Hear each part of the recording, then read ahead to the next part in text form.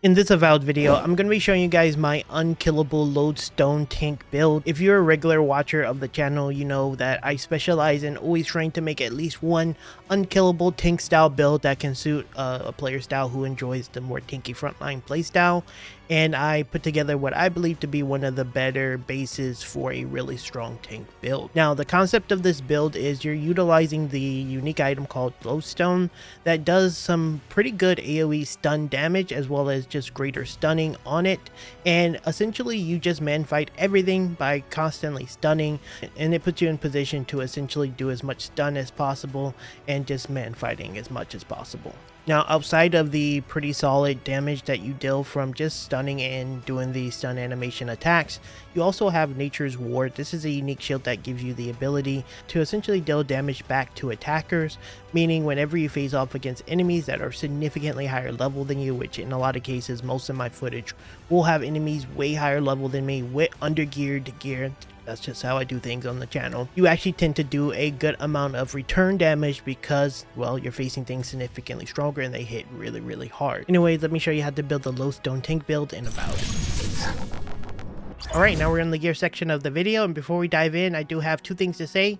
First off, every bit of the gear in this build can be found by Act 2 or the second part of the map. So once you go to the second zone, most of this stuff you can just go straight to it and go pick it up right now the moment you have it. So you actually have the ability to use every bit of this build. There's only one part that requires you to get to the end of this area's story, but it's very much not integral to the story. It's not integral to the build. The other thing is most, if not all, the footage that you've seen is, once again, all my gear is underperformant relative to the zone that I'm in. I'm in the third zone, showcasing a lot of the gear that you get in the second zone unupgraded, and you're capable of just absolutely just standing your ground and fighting.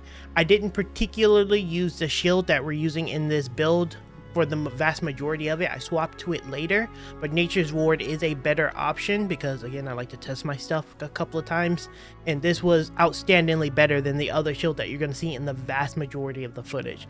So keep that in mind, but it is better. Anyway, with all that out of the way, let's go over the pieces and where to get it. So as I said in the intro, we're going to be using the Lodestone. This is a one-handed mace unique weapon that has really good stun, and it has really good damage, and it has, most importantly, Earth Rocker, which does the ability to do stunning to nearby enemies. Now, you need to make sure that you go to the bench and swap the effect out to this Earth Rocker, because the normal one would do minor AoE stun. This upgraded version will do a moderate amount, and that's kind of where a good value come out of this build, because a lot of times these melee focused builds don't have a lot of AoE, and while this one doesn't have AoE, it has AoE stun, and this disables a lot of enemies. Now I'll probably show you an example of that in the third person so you guys can see the AoE like hitting everything. But yeah, that's kind of the purpose of Lodestone. And the great thing about the Lodestone is you can actually get it from the Essence of War here in Fervor, whatever the hell this place is called. The main town of the second area. This merchant here will sell it, and you can just buy it for, it's pretty cheap. I think it was under like 2,000 gold or whatever. So it's a really cheap item pickup. Super easy to pick up super early. For our next piece, we're going to be picking up Nature's Ward. Now, Nature's Ward is a item that gives you the ability to block enemy attacks and, you know, it just deals damage. I'm not exactly sure how the damage worked, but from what I can tell, it just directly reflects back the amount of damage that they deal to you. I could be wrong on that, but I'm pretty sure that's how it works based on the numbers I'm seeing from them. And you can utilize this in those fights where you're just facing off against enemies much stronger than you, because they will reflect the damage back to themselves and you actually get quite a bit out of it. On top of this, you have a 50% chance to remove the poison status as well, and poison actually can be a bit of a pain for most builds. So yeah, it's a really nice option that has really good block efficiency. Now, if you're wondering where this item is, you can see where my cursor is right now. It is exactly in this location. There's like a tower here. Essentially, all you need to do is come to the back of the tower and carefully walk around it. Next to where a hole in the wall is, there will be a little switch that you can press, and that switch will open up the front of it. Go back around, through the wall, go to the wall, and then you'll see it just sitting there, and you can pick it up. This one's very accessible. It's very close to the Rock Ash Beacon, and yeah, just go pick that bad boy up.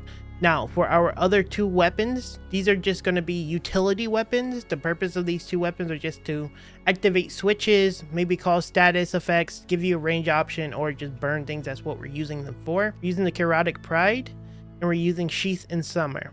Now, Chaotic Pride can be found in the first zone in the southern island. I'll have like footage of it playing right now.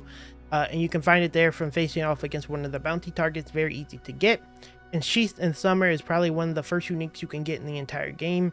You face off against the Firebringer guy. He's like one of the first like unique bounties in the top area. Again, I'll have it showing on the screen now. And you just go pick this up really easy, super easy to kill them. Now, for our chest piece, we're going to be using the Death Knight armor. Now, the reason for this is taking damage has a 10% chance to restore 15% of your maximum HP, and then you get resistance to frost accumulation. This is going to kind of help you with like some of the elemental pressure that you're going to deal with, because you don't get a ton of LE resistance. But also being able to, you know, reflect, get some of your health back is really important, because of the way the temporary health works. You are still considered taking damage during this. And so whenever your temporary health is up and you take, let's say someone just hits you like 10 times, even if it's not a lot of damage, you will proc this effect and it will heal you while your temporary health is up. And this essentially provides you a shield, and you can still freely heal. And you'll notice a lot of that is designed around the build where your temporary health is acting as actual health for you, even though it's not killing you, which is really beautiful about it. Now, in order to find this, you need to come here to this waterfall cave. The waterfall cave have 2 Death Knight pieces in here. I forget exactly which location it is, but I'll just tell you how to get to one or the other. I probably have the footage playing. But as you walk into the cave, there will be a like secret location to the right that leads you to the back. There will be something Death Knight. Maybe that's the boots or something else. Not relevant to this build, but it could be there. And then as you go through the first main gate, there'll be like some water on the left side. If you jump into the water and you swim through, you'll eventually come through like a little hole that has the chest with the death. I'm pretty sure it's in the second one. And that's where you can find the Death Knight armor. But both of the Death Knight pieces that I found are both in the waterfall cave. So yeah, go pick that up, and that is super easy to get to, though these enemies can be a little tough. Now next, we're going to be getting the Trenton family Greaves. And the Trenton family is a bounty in the game. So make sure you go ahead and go pick up the bounty, and you can find these guys easy. I don't have footage of this. I actually fought them off stream, and I didn't record because I did record, but the footage was in bad quality. It doesn't matter. I'm not going to show footage of it. I'll just show more gameplay, but you essentially fight the Trenton family, and what these boots give you is a maximum health. They'll give you 20% dodge distance, and they'll give you 10% move speed. Just all really good stats. HP is good, dodge distance is fine, and move speed is great. And you need to face every single one of the Trentons. They will drop, I don't know which Trenton drop it, but you basically fight a group of the Trentons, and they will drop one piece of each of their gear, like a chest, they'll drop a glove, a feet, a necklace, that kind of thing. Just keep that in mind. And if I'm not mistaken, because I can't see it on the map now, I already killed them. They were right about in this area here. I'm pretty sure they were like somewhere around here. But you just go pick up the bounty target. It'll tell you exactly where they are. The bounty target's inside the town. And finally, we're going to be using the Illustration Gauntlets. And what this does is it gives you pretty good parry efficiency. I wish that was block efficiency, but it does give you parry efficiency. And most importantly, give you attack damage with maces and two-handed hammers. And obviously, this is a mace-based weapon. So you're going to get benefits from using this one-hand unique weapon. And this one can be found fairly easily in the abandoned home. If I'm not mistaken, either you can lockpick it or you can find the key. I don't recall where the key is. I lockpicked it, but you can just lockpick it and go in there, and it'll just be in a chest to the left. It's very straightforward to get. As I said, most of this gear is super easy to get. Next, we're going to go for the Torque of the Warrior King, and this is just going to give you 1 might. Just really not... I think the necklaces are kind of weak in the game, if I'm being honest.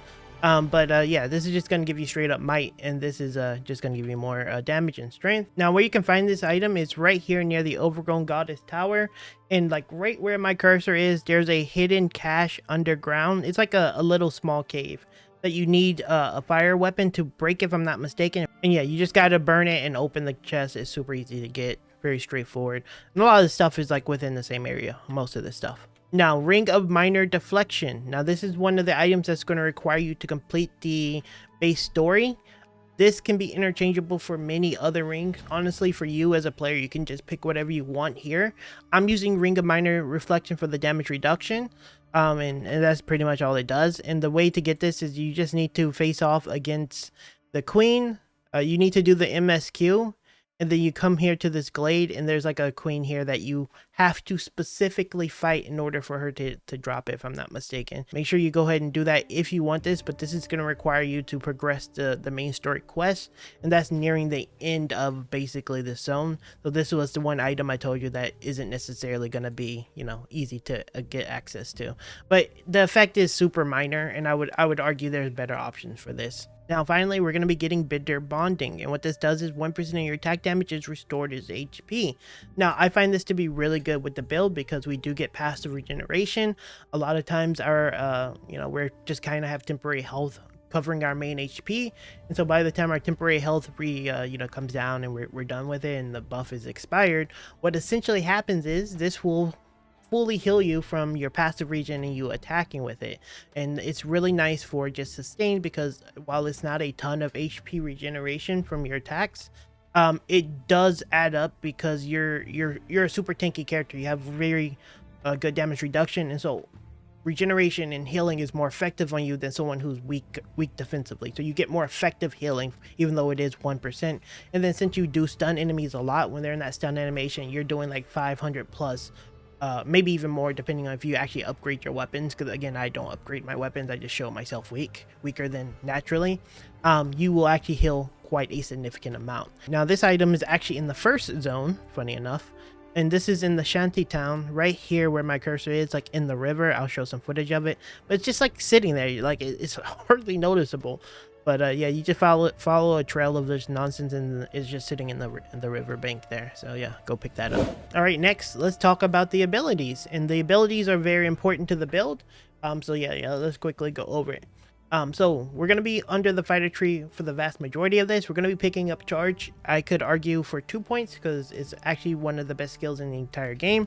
It's going to do some stun damage. It's going to give you some mobility, and then it's going to interrupt attacks. This is going to be your primary way to interrupt your enemies from casting spells, and so it is really good. If you have someone who freezes on your team, you can also shatter and it'll do like extra damage. It's just like, I still think it's like the best ability in the game overall. Like, no, actually the second best ability I've seen in the game. Just super good 1 point investment. You're also going to get Armor Grace. Eventually you'll probably get 1 more point in this. I would get 2 sometime down the line, not right now, depending on your level, not right now, but sometime down the line I would get probably 2 points. And this is just going to make the penalties for your armor less. So if you're not familiar, what that means is, as you can see, whenever you're wearing armor, it has a negative like a effect on it. This is just going to help negate that, if you're wondering what that means. And so this is just a good 1 point investment in my opinion.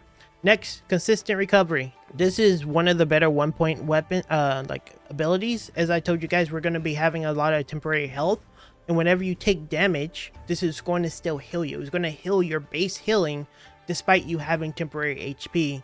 And so this is a really good 1 point. I think, if I'm being honest, this is actually a max out when you get the ability to do so. There's still more points, parts to this build that's more crucial than maxing this, but later down the line when you're taking this build to the next level, you're definitely maxing out consistent recovery. Is a really good point investment.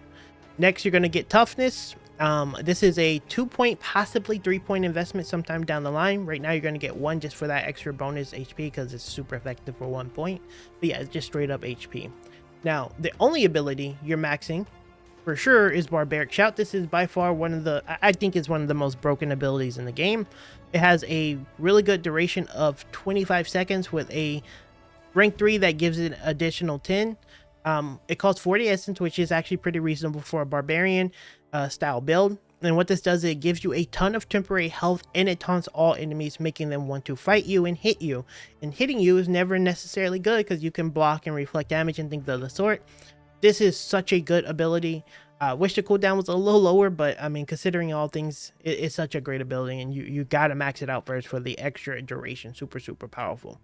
Next, you're going to be getting Unbreakable whenever you can. Unbreakable is just going to be a good 1 point wonder that gives you blocking efficiency. You will never max this out to 3. You're only going to get 2 to this because 10% more for 1 more point is not worth it. Then you're going to get Stunning Blows. I got 2 on this because again it's going to give you 40% on your charge attacks with your mace, and you see I do a lot of charge attacks and it works really well, synergistic with the Lodestone, which does whenever you charge attack you does AoE moderate stun. So you definitely want to get this 2 points for the extra percent stun because this is a stun build.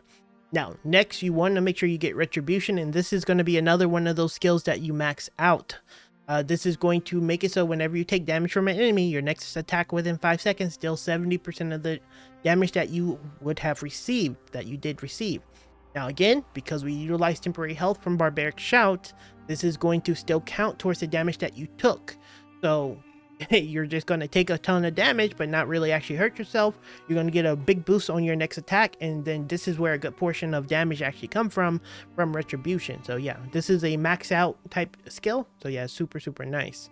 Under the ranger tree, we grabbed a singular point in finesse. You could eventually get 2 points in finesse, but yeah, this is just more damage for your one-hander.